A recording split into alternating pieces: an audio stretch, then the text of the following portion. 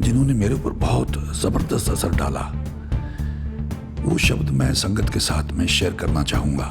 अब ये इत्तेफाक था कि जब मैंने उनको पहली बार मैं अड्डे at the golden temple shoot कर रहा था तो वो गा रहे थे वहाँ। अब मुझे नहीं मालूम था वो कौन है। बहुत सारे ऐसे शब्द हैं गुरबाणी में जिनको मैं धीरे धीरे आप सब लोगों के साथ में शेयर करूँगा। यहाँ श्री हरमंदिर साहिब विखे एक दिन अड्डे एट द गोल्डन टेम्पल 24 घंटे की मर्यादा के बारे में है। कोर दुख्यंग अनिखत्यंग एक ये शब्द है, या हे गोविंद हे गोपाल। तो उन शब्दों को सुन के मैं बहुत भावविह्वल हो जाया करता था। गुरु ग्रंथ साहब जी के स्वरूप की विलक्षणता के बारे में एक फिल्म गुरु ने हमसे बनवाई। भाई सरबजीत सिंह लाडी कुछ अलग ही है बात उनकी। नॉर्मली क्या होता है कि मैं अपना ऑफिस का दरवाज़ा अंदर से बंद कर लेता हूँ जब मैं कभी योजना बना के कान में लगा के और सुनने जा रहा हूँ, तो मैंने डुबकियाँ लगानी है उसके वैराग्य में। तो वो शब्द चल पड़ा भाई सदना जी का। अब मुझे पता नहीं क्या हो गया, तो मैं जोर जोर से रोने लग गया। मैं नहीं बयान कर सकता हूँ क्या हुआ मुझे। तो बहुत रोया मैं जब तक वो शब्द चलता रहा। मेरे मन में ये इच्छा थी कि इसकी शुरुआत हम लोग भाई सदना जी के उस शब्द से करेंगे। मंगल ढिल्लोन चैनल एक ऐसा चैनल जो आपका जीवन बदल सकता है, जैसे अब तक बहुतों का जीवन बदल चुका है। मंगल ढिल्लोन चैनल। नमस्कार, आदाब, सत श्री अकाल। दोस्तों, मैंने काफ़ी पहले जिक्र किया था, शायद आप में से कुछ लोगों को याद हो, कि हम लोग यहाँ सत्संग भी शुरू करेंगे। और कुछ जो मेरे पसंदीदा शब्द हैं गुरबाणी में, जिन्होंने मेरे ऊपर बहुत ज़बरदस्त असर डाला, वो शब्द मैं संगत के साथ में शेयर करना चाहूँगा। वैसे तो बहुत सारे शब्द हैं, सागर हैं गुरु ग्रंथ साहिब, अमृतवाणी है, लेकिन कई बार आपकी भावना से जुड़े हुए कुछ शब्द होते हैं, वो कहीं आपके अंदर ऐसा प्रहार करते हैं। वैसे तो सारी गुरबाणी करती है, लेकिन कुछ एक शब्द कई बार पता नहीं क्यों।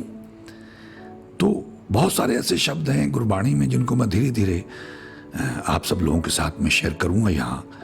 और ख़ास करके कुछ एक रागी सिंह हैं जिन्होंने बहुत अच्छा गाया है, जिनमें भाई सरबजीत सिंह लाडी वो बहुत अच्छा गाते हैं।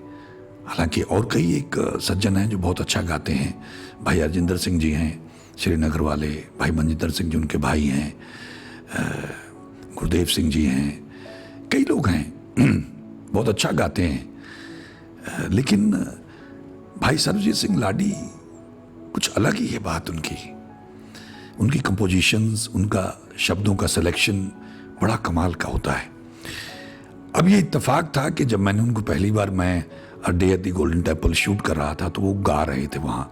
अब मुझे नहीं मालूम था वो कौन है, लेकिन जब वो गा रहे थे तो मुझे बहुत कमाल लगा। और इत्तेफाक से मैंने उस फिल्म में, जब हम वो फिल्म यहाँ शेयर करेंगे, श्री हरमंदिर साहिब विखे एक दिन अड्डे एट द गोल्डन टेम्पल 24 घंटे की मर्यादा के बारे में है, तो उनके शब्द आप सुनेंगे तो आपको पता लगेगा कि मैं क्या कह रहा हूँ। बड़ी एनर्जी होती है। एक शब्द एक दिन मैं यहाँ, वैसे तो जैसे हमने सर्वरोग का नाम के शब्द रिकॉर्ड किए हैं, तो उस सीडी में जो कोर दुख्यंग अनिखत्यंग एक ये शब्द है, या हे गोविंद हे गोपाल। तो उन शब्दों को सुन के मैं बहुत भावविह्वल हो जाया करता था। और भी बहुत सारे ऐसे शब्द मैंने सुने जो मुझे भावुक कर देते थे। मैं तो अरदास करते हुए बहुत भावुक हो जाता हूँ। तो एक दिन मैं यहाँ बैठा हुआ था। अब ये, जैसे मैं बार बार ये कहता हूँ कि एक व्यक्तिगत बंदगी होती है, एक सामूहिक बंदगी होती है।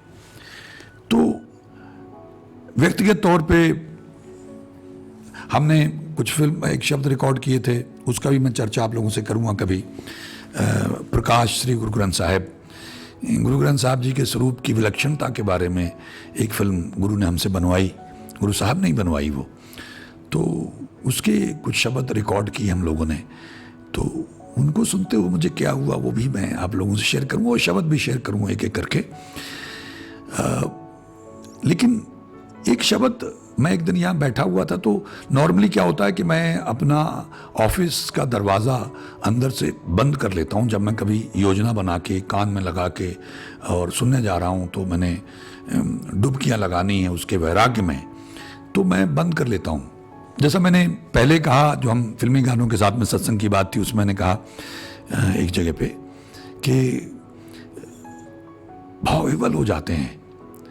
तो ऐसे ही एक शब्द भाई सरबजीत सिंह लाडी जी का गाया हुआ है, भाई सदना जी का ये शब्द है। तो मैं बैठा हुआ था अपने यहाँ आश्रम में बाहर, तो काफ़ी लोग यहाँ काम वाम कर रहे थे। नॉर्मली मैंने जैसे कहा कि जो व्यक्तिगत बंदगी होती है तो उसमें आप अकेले होते हैं और प्रभु होते हैं, उसका नाम होता है। लेकिन जब आसपास लोग हों, डॉक्टर रजनी भी बैठी हुई थी और कुछ लोग काम कर रहे थे, तो लेकिन मुझे पता नहीं क्या हुआ, हमारे यहाँ 14 स्पीकर्स लगे हुए हैं, तो उस पर ये शब्द आ गया। मैं पता नहीं कहाँ से ऐसे इकट्ठे करके लाता हूँ ढूंढ ढूंढ के, और फिर कहता हूँ इसको इत्मीनान से बैठ के सुनेंगे तो आनंद लेंगे। तो वो शब्द चल पड़ा भाई सदना जी का। अब मुझे पता नहीं क्या हो गया, तो मैं जोर जोर से रोने लग गया। मैं नहीं बयान कर सकता हूँ क्या हुआ मुझे। तो बहुत रोया मैं जब तक वो शब्द चलता रहा।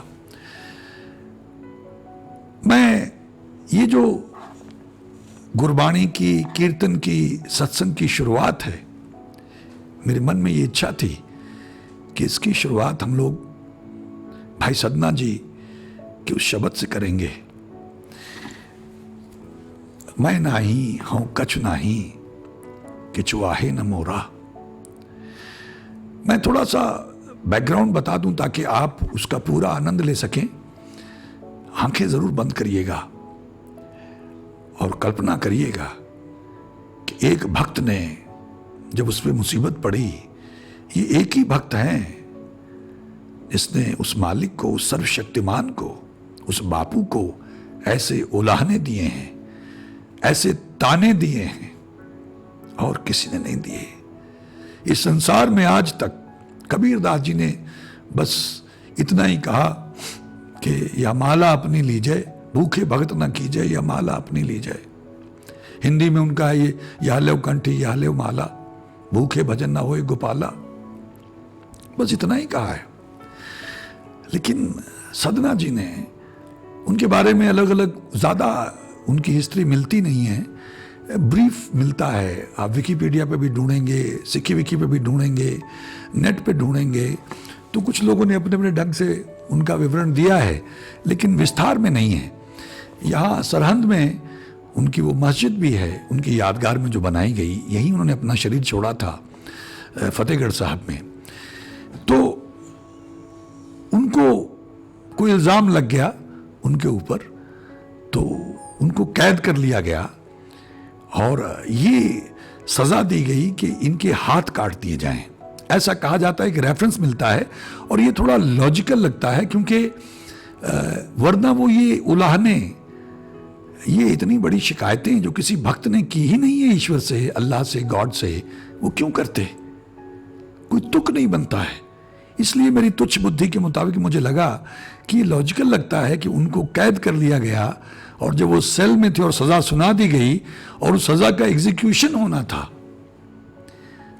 तो वो सज़ा देने, जब उनको सज़ा मिलनी थी, उसके जो बीच का गैप है, जब सज़ा दे दी गई, अनाउंस कर दी गई, और उसके बाद सज़ा देनी थी, उसके बीच का जो गैप है, इसमें उन्होंने उस मालिक से, उस ईश्वर से, उस अल्लाह से ये बात करने का प्रयास किया, और ईश्वर ने जो उनको जवाब दिया, उसके आगे उन्होंने अपनी बात कही, लेकिन कमाल कही, कमाल कही। किसी भक्त ने नहीं कही आज तक। मुझे तो ऐसा लगता है, मैं गलत हो सकता हूं, कि किसी गुरु साहब ने भी नहीं कही जो सदना जी ने कह दी। तो ये शब्द हम सुनेंगे। कल्पना ये है कि वो सेल में है, जेल में है, और उनको सज़ा मिलनी है, और वो ईश्वर से बात कर रहे हैं, और उस वक्त उन्होंने ये उच्चारण किया इस भजन का, इस शब्द का। और वो शब्द हमारा सौभाग्य है कि वो गुरु ग्रंथ साहब में मेरे पास कभी भी शब्द नहीं होते हैं। धन्य धन्य धन्य गुरु अर्जन देव जी महाराज। उन्होंने बड़ी दया की, कृपा की कि इस शब्द को स्थान दिया गुरु ग्रंथ साहब में। और उसके बाद हमारा ये सौभाग्य कि भाई सर्वजीत सिंह लाडी जी ने उसकी इतनी अच्छी कंपोजिशन बना के उसको गाया और हमको वो मिल गया, हमारे हाथ लग गया। और मैं उसका बहुत बार रस ले चुका हूं, बहुत आनंद ले चुका। यूपी ले गया, लगा के बैठ गया, फिर वहां वैराग्य में आ गया, भाव विवल हो गया। मैं उसको कभी भी सुनता हूं तो रुक जाता हूं जैसे ही वो शब्द आता है। तो उस शब्द से शुरुआत करेंगे आज। आप लोग भी ये कल्पना करें कि भाई सदना जी जेल में हैं, सेल में हैं, कैद में हैं और उनको सज़ा हो गई कि उनके हाथ काट दिए जाएंगे क्योंकि उन्होंने गुनाह किया है जो उन्होंने नहीं किया था। अब इसमें भी कंट्रोवर्सी है, मतभेद है। बड़ी विचित्र स्थिति थी जो इल्ज़ाम उन पे लगा, लेकिन वो भक्त थे, बेशक कसाई थे लेकिन भक्त थे। सालिग्राम जी को ले आए थे, उनको मालूम नहीं था कि ये सालिग्राम जी हैं और उनसे वो गोश्त तोलते रहते थे। बकरे ने उनसे बात की तो ईश्वर खुद आए, ऐसा कहा जाता है कि ईश्वर खुद आए उनको प्रेरणा देने के लिए और वहीं से उनका जीवन बदल गया। छुरी गिर गई हाथ से और वो संत हो गए। वैसे जपते थे, साधुओं संतों की संगत करते थे, लेकिन वो एक टर्निंग पॉइंट था उनके जीवन में और उसके बाद तो फिर रेस्ट इज हिस्ट्री। तो ये जो एक शब्द उनका गुरु ग्रंथ साहिब में शोभायमान है और गजब है, तो आप आंखें बंद करें और ये कल्पना करें, ये इमेजिन करें कि वो जेल सेल में ईश्वर से, अल्लाह से, वाहिगुरु से, गॉड से ये बात कर रहे हैं। उनकी ये बात हो रही है, जवाब सवाल हो रहा है। पहले इसको सुन लीजिएगा और उसके बाद में फिर इसके बारे में चर्चा करेंगे अंत में कि वो ईश्वर ने क्या कहा, अल्लाह ने क्या कहा और उन्होंने उनसे क्या कहा। तो इस भाव से ज़रा सुनने का प्रयास करिएगा। मैं उम्मीद करता हूँ कि जितना भाव विवल मैं होता हूँ, जितना मुझे आनंद आया जब भी मैंने इसको सुना है, उतना ही आप लोगों को भी आनंद आएगा, उतना ही आपकी भी कनेक्टिविटी होगी उस मालिक के साथ में।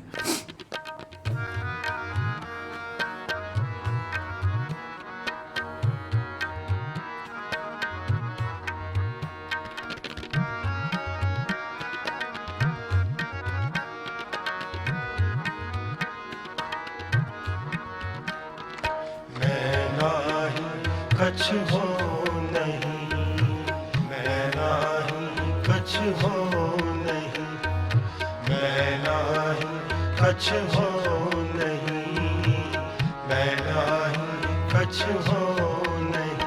किछ आहे न मोरा, किछ आहे न मोरा, किछ आहे न मोरा, आहे न मोरा। मैं नाही कछ हो नहीं, मैं नाही कछ हो नहीं, मैं नाही कछ हो नहीं, मैं नाही कछ हो नहीं। औसज लज्जा राख लो, औसज लज्जा राख ले, सजना जन तोरा, सजना जन तोरा। किछ आहे न मोरा, किछ आहे न मोरा। मैं नाही कछ हो नहीं, मैं नाही कछ हो कछ हो नहीं, मैं नाही कछ हो नहीं। किछ आहे न मोरा, किछ आहे न मोरा, किछ आहे न मोरा, किछ आहे न मोरा।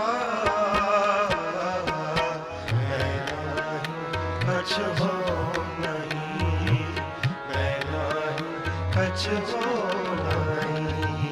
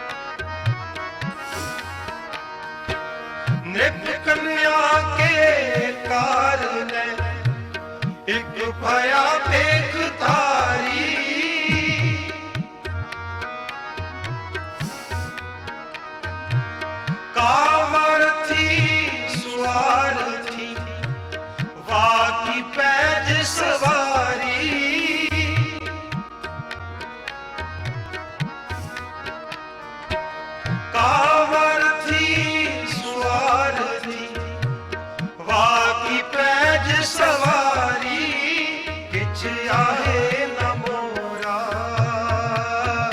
किछ आहे न मोरा मैं नाही कछ हो नहीं मैं नाही कछ हो नहीं किछ आहे न मोरा किछ आहे न मोरा किछ आहे न मोरा किछ आहे न मोरा मैं नाही कछ हो नहीं मैं नाही कछ हो नहीं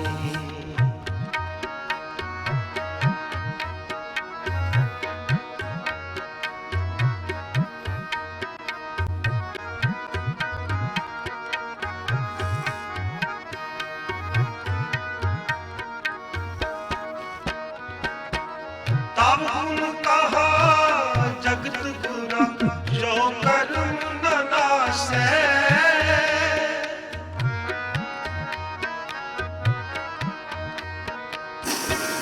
तब गुण कहा जगत गुरा जो कर्म न नासै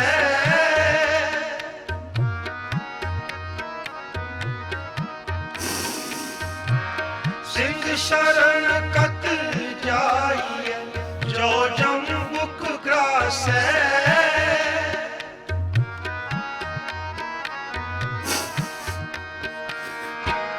सिंह शरण कत जाइए जो जम्बुक ग्रासै किछ आहे न मोरा किछ आहे न मोरा मैं नाही कछ हो नहीं मैं नाही कछ हो नहीं किछ आहे न मोरा किछ आहे न मोरा किछ आहे न मोरा किछ आहे न मोरा मैं नाही कछ हो नहीं मैं नाही कछ हो नहीं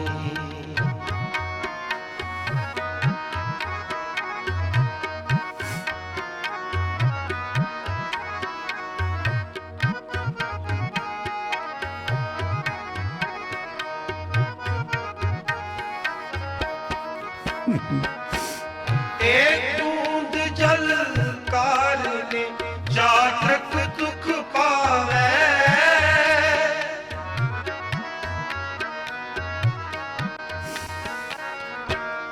एक बूंद जल कारने जातक दुख पावे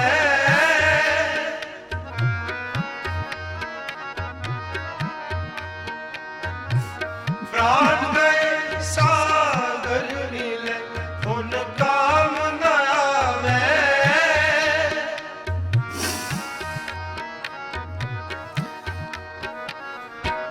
प्राण गए सागर नीले उन काम न आवे किछ आहे न मोरा किछ आहे न मोरा मैं नाही कछ हो नहीं मैं नाही कछ हो नहीं औसज लज्जा राख ले हो औसज लज्जा राख ले हो सजना जन तोरा सजना जन तोरा किछ आहे न मोरा किछ आहे न मोरा किछ आहे न मोरा किछ आहे न मोरा मैं नाही कछ हो नहीं मैं नाही कछ हो नहीं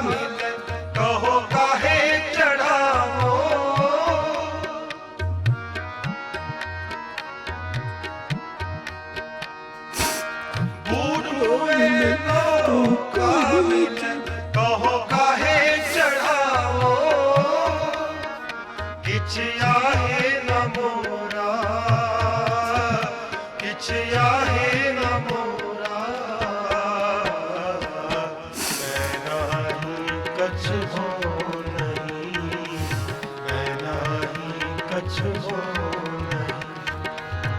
औसज लज्जा राख लियो, औसज लज्जा राख लियो, सजना जन तोरा, सजना जन तोरा, किछ आहे न मोरा, किछ आहे न मोरा, किछ आहे न मोरा, किछ आहे न मोरा। कछ हो नहीं, कछ हो नहीं, कछ हो नहीं।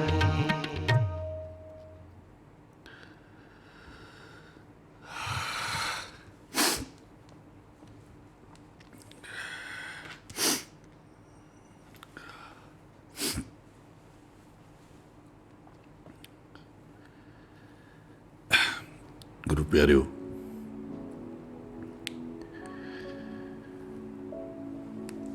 ये शब्द मुझे इसलिए भी बहुत भावुक करता है क्योंकि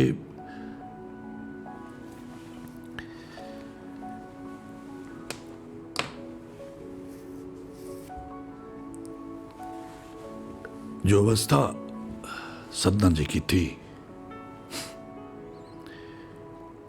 लोगों ने अलग अलग उनके बारे में जिक्र किया है, इंफॉर्मेशन मिलती है, मैंने ढूंढने की कोशिश की। तो अगर हम देखें तो एक तरह से हम लोग सदना जी वाली ही अवस्था में हैं, और ये पुकार है उस हरि से, उस अल्लाह से, उस वाहिगुरु से, क्योंकि हमारे अपने ही गुनाह हैं, हमारे अपने ही कुकर्म हैं, जिसकी वजह से हमको ये सजाएं मिली हैं। भाई सदना जी को जब कैद कर लिया गया, उन पे इल्जाम लगा, तो उन्होंने ईश्वर को पुकारा।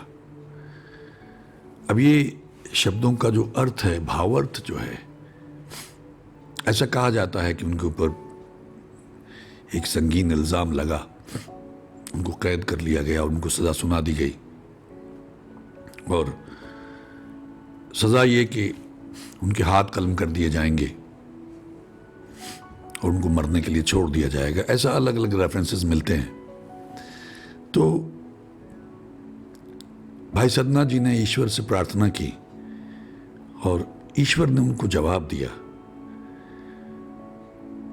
अब वो एक उदाहरण देके उलाहना देते हैं ईश्वर को कि नृप कन्या के कारण एक पया पेख तारी, कामा रथी सवारथी वाकी पे सवारी। ऐसा कहा जाता है कि विष्णु जी की एक राजकुमारी भक्त थी, अनन्य भक्त थी। तो किसी लड़के को ये पता चल गया कि विष्णु जी से शादी करना चाहते, उनकी भक्त हैं।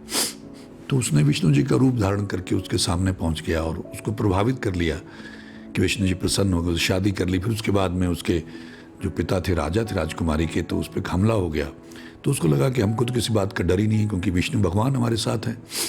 तो जब उनसे कहा तो अब वो तो डर गए, वो लड़का क्योंकि वो तो विष्णु भगवान नहीं था। तो उसने इतना रो रो के, बिलख बिलख के प्रार्थनाएं की ईश्वर से, विष्णु भगवान से माफ़िया मांगी कि विष्णु भगवान ने उसे माफ़ कर दिया और उसकी मदद की, उसकी लाज रख ली, और राजकुमारी के पिता की जो फौज थी वो जीत गई और जो आक्रामक राजा था वो चला गया। तो सदना जी उनकी उदाहरण देकर उलाहना दे रहे हैं, वो कामारथी था, स्वार्थी था, मतलबी था, आपने उसकी भी लाज रख ली। मैं तेरा बच्चा हूं, तेरा दास हूं, सदना जन तोरा, अवसर साहेब हे हरि, हे अल्लाह, हे वाहिगुरु अब मेरी लाज रखो। तो ईश्वर ने उनको जवाब दिया कि बेटा तुम्हें बैकुंठ मिलेगा मृत्यु के बाद, लेकिन ये तुम्हारा नसीब है, तुम्हें इससे गुजरना होगा। तुम्हारे कर्म, प्रारब्ध और भाग्य के मुताबिक यही तुम्हारी जर्नी है। लेकिन मृत्यु के बाद तुम्हें वैकुंठ मिलेगा। तो सदना जी ने ईश्वर को फिर एक उलाहना दिया और ये कहा कि तो गुण कहा जगत गुरा, जो कर्म न नासे।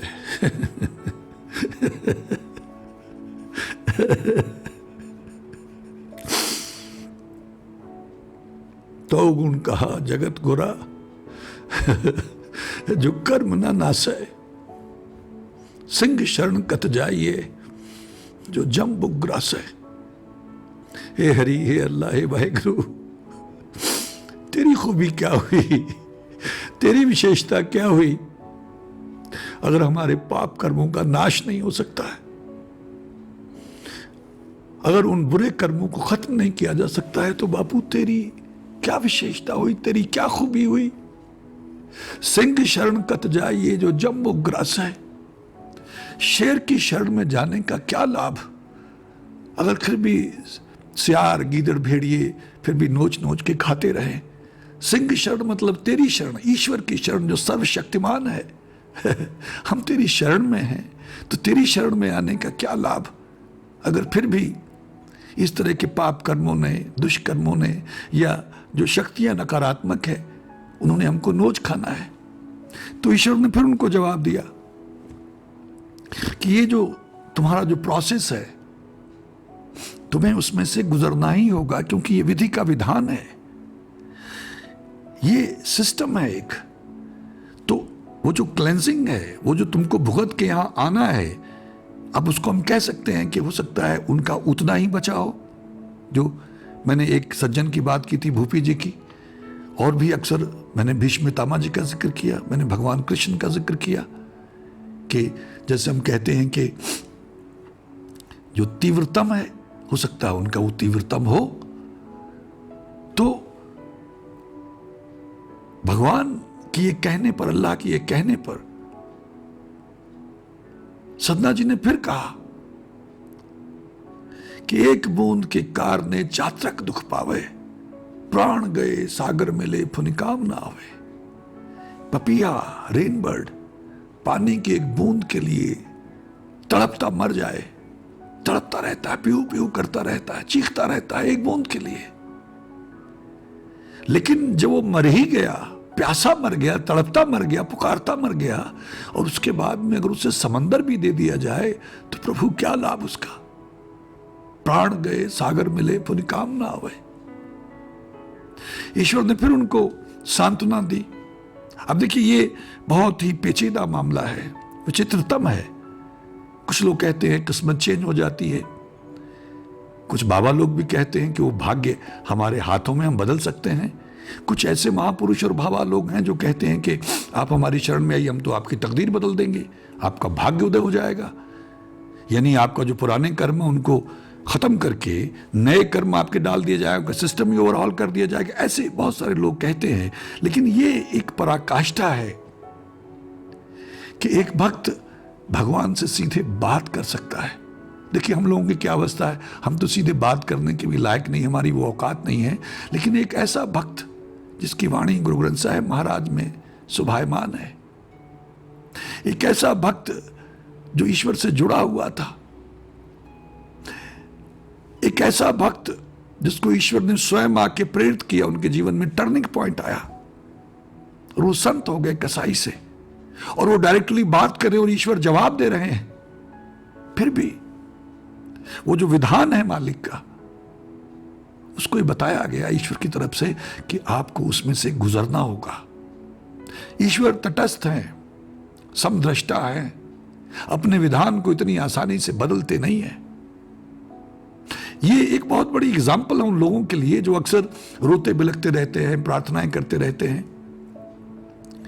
हमें फोन करते रहते हैं, मैसेज करते रहते हैं और बहुत दुखी हैं। तो ये उनके लिए एक मिसाल है कि आप देखिए, भक्त सदना जी, आपकी तो ईश्वर से बात नहीं हुई ना हमारी, उस तरह से डायरेक्ट कभी भी आप उनसे बात कर लें और ईश्वर आपको जवाब दें। यहां तो सदना जी डायरेक्टली बात कर रहे हैं, तो जब फिर ईश्वर ने उनको सांत्वना दी तो फिर अंत में वो कहते कि मेरा जीवन तो थोड़ी सी देर का है, कुछ ही समय रह गया, क्योंकि उन्होंने सज़ा सुना दी थी, उसके बाद में सज़ा देने का टाइम था, तो वो निकट आ रहा था जब उनको जेल सेल में जो भी वहाँ उस वक्त सिस्टम रहा होगा, ये 100 साल पुरानी घटना है। तो अब तो मेरा जीवन थोड़ी देर का ही बचा है। हे प्रभु, बूढ़ मुए नौका मिले तो काहे चढ़ावे। अगर डूब के ही मर गया, या कोई भी जो पुकारता हो मदद के लिए, अगर वो डूब के ही मर गया, तो फिर प्रभु उसको किश्ती पे, नाव पे चढ़ाने का क्या लाभ? क्या करना उसको मरे हुए को, जब डूब के मर गया वो और बाद में किश्ती पहुंचे वहां, तो काहे चढ़ावे। बूढ़ मुए नौका मिले तो काहे चढ़ावे। क्या करना है उसको चढ़ा के, मरे हुए को? क्या लाभ चढ़ाने का? नौका में क्यों चढ़ाना है? ये वार्तालाप भाई सदना जी का अल्लाह के साथ में, ईश्वर के साथ में हुआ। इस तरह से भी आप सोच सकते हैं। इस शब्द को सुने, बार बार आंखें बंद करें, ईश्वर की शरण में जाए। जिस भी इष्ट को, अल्लाह को, वाहिगुरु को, गॉड को आप मानते हैं, मैं दरबार साहब पहुंच जाता हूं, वहां उनकी शरण में नतमस्तक हो जाता हूं। जैसे बच्चा जाके लेट जाता है चरणों में, तो वहीं होता हूं। मैं गुरु गोबिंद सिंह महाराज के चरणों में चला जाता हूँ, गुरु नानक देव जी महाराज के चरणों में चला जाता हूँ, उनका ध्यान करता हूँ और उनसे ये बातें करता हूँ, और वो जो निराकार परमेश्वर है उससे मुखातिब होता हूँ। ऐसे ही आप दुनिया के किसी भी कोने में, अपने घर में, जहां भी आप हैं, गुरबाणी उपलब्ध है। आपके धर्म के मुताबिक आपके पास कुरान शरीफ की आयतें उपलब्ध होंगी, गीता, रामायण, बाइबल सब उपलब्ध है। अगर आप चाहें तो आप ऐसे भी अपने कान में लगाएं ईयरफोन, आंखें बंद करें और ये सत्संग, वैराग्यमयी सत्संग आप कर सकते हैं। और उसका बड़ा लाभ है, क्योंकि डायरेक्टली बाहर से कोई डिस्टर्बेंस नहीं, कोई नॉइज नहीं आती है। आंखें आपने बंद कर ली, आपका ध्यान कहीं डाइवर्ट नहीं होगा, तो डायरेक्टली अंदर जा रही है, हृदय में प्रवेश कर रही है। आपका पूरा शरीर, आपका रोम रोम उसको श्रवण कर रहा है, और उसका बेहद लाभ है जिसे बयान नहीं किया जा सकता। अगर उसकी याद में आपके कुछ आंसू गिर पड़ते हैं, तो पता नहीं कितने आपके पाप धुल जाएं। प्रयास कीजिएगा। मैंने अपनी तुच्छ बुद्धि के मुताबिक ये जो भी टूटा फूटा भावार्थ साझा करने का प्रयास किया है, कि आप इस तरह से प्रयास किया करें। जब सदना जी की सीधे बात हो रही थी ईश्वर से, और फिर भी ईश्वर ने उनको यही जवाब दिया कि बेटा, तुम्हें इस प्रोसेस से गुजरना होगा, तुम्हें अपना जो अकाउंट है उसे क्लियर करना होगा, लेकिन बैकुंठ मिलेगा। तो आप जरा सोचें। हालांकि बहुत सारे लोगों ने अलग अलग ढंग से अपने इंप्रेशन दिए हैं, बहुत सारे तरीके हैं लोगों के बताने के, जैसे जिसकी जितनी समझ होती है वो उतनी बात करता है, और सब अपनी अपनी जगह सही है, क्योंकि ईश्वर तो अंधों का हाथी है।